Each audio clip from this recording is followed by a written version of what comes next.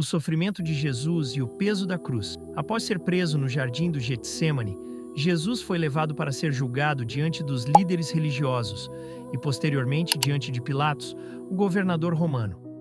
Não havia evidências concretas contra ele, mas para agradar a multidão, Pilatos cedeu à pressão e o condenou à morte.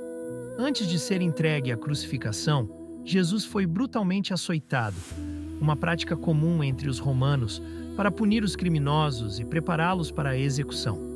O flagelo utilizado era um chicote composto por várias tiras de couro, nas quais estavam presas pedras, ossos e metais, capazes de dilacerar a pele e os músculos. Cada golpe rasgava profundamente, expondo tendões e músculos, e frequentemente causava ferimentos fatais. Jesus foi espancado com extrema violência, a ponto de perder grande quantidade de sangue e ficar extremamente enfraquecido, mal conseguindo ficar de pé. Após a flagelação, Jesus foi forçado a carregar a cruz até o local de sua execução. Ao contrário do que frequentemente é representado, ele não carregou a cruz inteira, mas apenas o patíbulo, a viga horizontal que pesava entre 30 e 50 quilos. Os tipes, poste vertical, já estava fixado no Monte do Calvário, conhecido também como Gólgota, o lugar da crucificação. A caminhada até o Calvário, conhecida como Via Dolorosa, tinha cerca de 600 metros de comprimento, mas essa distância para Jesus, já debilitado e enfraquecido pelo sofrimento físico, era imensa. As ruas estavam cheias de pessoas que zombavam, gritavam e o insultavam. Em algum momento durante o trajeto, Jesus caiu, incapaz de continuar carregando o peso da cruz sozinho. Por isso, os soldados forçaram Simão de Cirene, um homem que passava pelo caminho, a carregar a cruz por ele.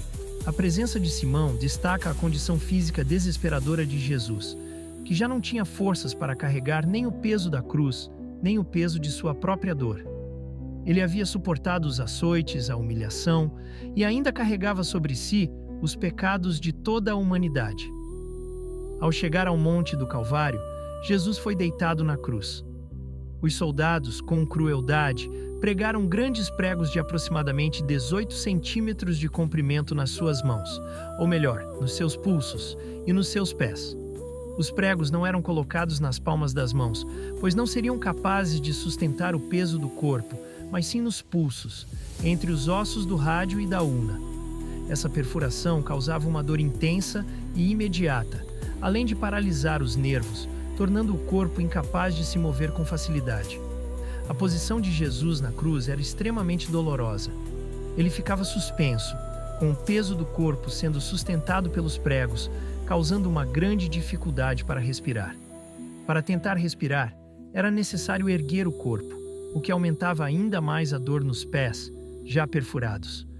Com isso, os condenados à crucificação geralmente morriam lentamente de asfixia, devido à incapacidade de respirar adequadamente.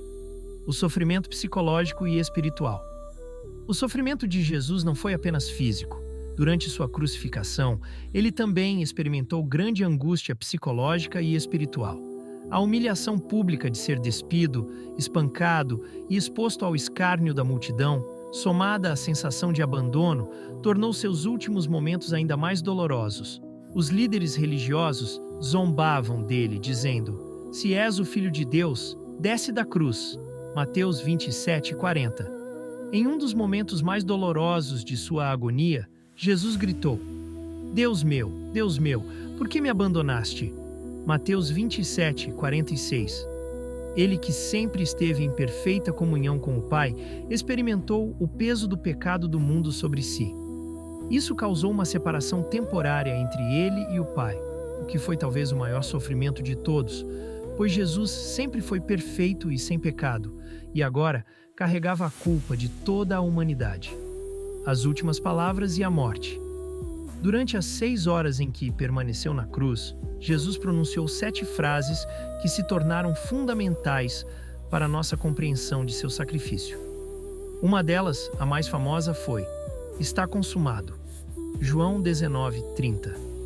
Com essas palavras, ele declarou que sua missão de redenção estava concluída. A obra de salvação que ele veio realizar estava consumada através de seu sacrifício. Antes de morrer, Jesus entregou seu espírito ao Pai e morreu, não por falência dos órgãos, mas porque ele escolheu entregar sua vida voluntariamente. Imediatamente, o véu do templo se rasgou de alto a baixo, simbolizando que agora, através de seu sacrifício, todos poderiam ter acesso direto a Deus, sem a necessidade de intermediários. Mateus 27:51. O significado da cruz. A cruz, antes símbolo de morte e humilhação, foi transformada no maior símbolo de amor e redenção.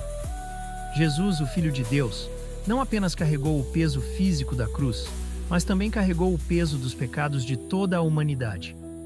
Sua morte na cruz pagou o preço do pecado, permitindo que todos os que crerem nele sejam reconciliados com Deus. Hoje, ao refletirmos sobre o sofrimento de Jesus na cruz, devemos lembrar que ele suportou tudo isso por amor a nós. A cruz não foi apenas um instrumento de tortura, mas o meio pelo qual Deus nos deu a oportunidade de termos a vida eterna.